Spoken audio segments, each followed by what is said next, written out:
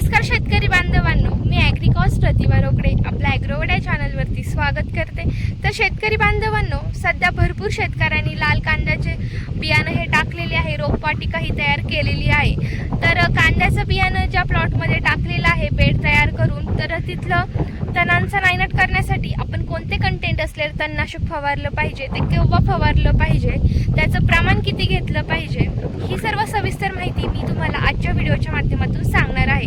कृपया आपला व्हिडिओ शेवटपर्यंत व्यवस्थित बघा, जेणेकरून तुम्हाला सविस्तर माहिती होईल। कारण काही शेतकरी काय करतात की व्हिडिओ हा अर्धवट बघता संपूर्ण माहिती घेत नाही। तर त्यासाठी तुम्ही व्हिडिओ हा शेवटपर्यंत नक्की बघा, जेणेकरून तुम्हाला व्यवस्थित माहिती होईल।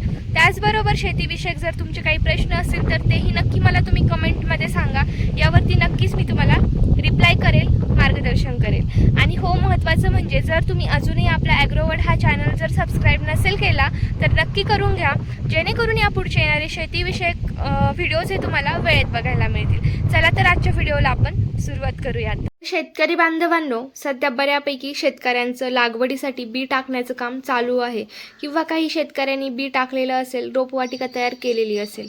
तर हे बी उगवल्यानंतर आपल्याला यावर तणांचा नायनाट करण्यासाठी एक तणनाशक फवारणी करणं हे गरजेचं आहे। तर हे तणनाशकची फवारणी करण्यासाठी मार्केटमध्ये अनेक प्रकारचे वेगवेगळे तणनाशक हे उपलब्ध आहे।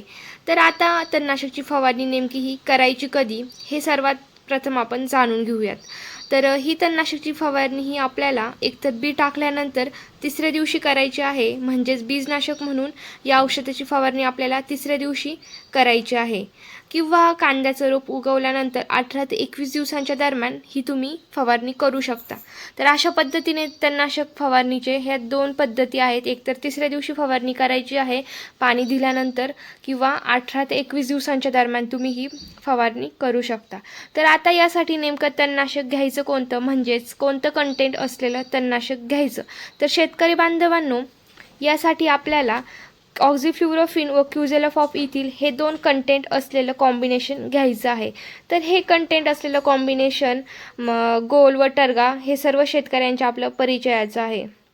तर हे तुम्ही घेऊ शकता, किंवा त्याचबरोबर मार्केटमध्ये अवेलेबल असणारे जे डेकेल आहे किंवा वनकिल आहे, यापैकी कोणतं एक औषध तुम्ही घेऊ शकते। याचे तिन्हींचेही रिझल्ट अतिशय चांगले आहेत। तर आपण या औषधांचं प्रमाण आता जाणून घेऊयात। तर गोल जे औषध आहे, तर याचं प्रमाण तुम्हाला प्रतिपंपासाठी 8 ml घ्यायचं आहे, आणि टर्गाचं जे प्रमाण आहे हे तुम्हाला प्रतिपंपासाठी 12 ml असं घ्यायचं आहे। आणि हे कॉम्बिनेशनमध्ये याचा स्प्रे तुम्हाला करायचा आहे। तर हे 20 लिटर टाकीसाठी तुम्हाला अशा पद्धतीने 8 ml गोल व 12 ml टर्गा असं 20 लिटरच्या टाकीसाठी तुम्हाला याचं प्रमाण घ्यायचं आहे। तर यानंतर आता आपण डेकेलचं व वनकेलचंही प्रमाण जाणून घेऊयात। तर हे जे डेकेल व वनकेल आहे, यामध्ये ऑक्झिफ्लोरोक्विन व क्युझेलोफॉप इथिल हे दोन्हीही कंटेंट एकत्रित प्रेझेंट आहेत। तर यापैकी तुम्ही कोणते एक तणनाशक घेऊ शकता। आणि जे गोल व टर्गा आहे, तर यामध्ये क्युझेलोफॉप इथिल व ऑक्झिफ्लोरोक्विन हे दोन कंटेंट सेपरेट प्रेझेंट आहे। तर त्यामध्ये तुम्हाला गोल व टर्गा हे दोन्हीही औषध घ्यावे लागणार, किंवा जर तुम्ही वनकेल किंवा डेकेल घेतलं तर ह्या दोन्हीपैकी तुम्हाला कोणते एकच औषध फवारायचं आहे। यामध्ये कॉम्बिनेशनमध्ये हे दोन्हीही कंटेंट तुम्हाला भेटणार आहेत।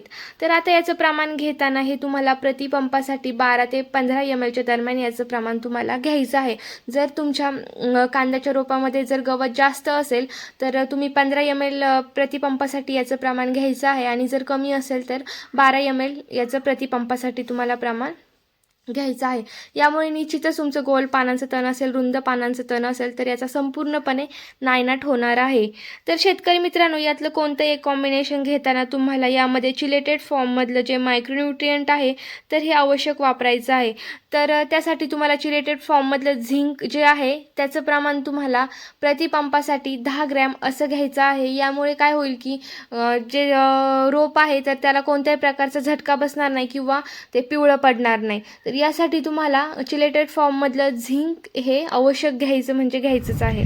तर शेतकरी बांधवांनो, व्हिडिओ पूर्ण बघितल्याबद्दल धन्यवाद। असंच आपल्या चॅनलला कनेक्ट राहा। हा व्हिडिओ जर तुम्हाला आवडला असल्यास हा व्हिडिओ इतरही शेतकऱ्यांपर्यंत शेअर करा, जेणेकरून त्यांनाही या व्हिडिओच्या माध्यमातून मदत होईल। कारण भरपूर शेतकऱ्यांनी सध्या रोपवाटिका तयार केलेली आहे लागवडीसाठी। तर हा व्हिडिओ नक्की इतरही शेतकऱ्यांपर्यंत शेअर करा। त्याचबरोबर जर तुम्ही अजूनही आपला ॲग्रोवड हा चॅनल जर सबस्क्राईब नसेल केला तर नक्की करून घ्या, जेणेकरून या पुढचे येणारे व्हिडिओज हे तुम्हाला वेळेत बघायला मिळतील. चला तर आजचा व्हिडिओ मी येथे स्टॉप करते.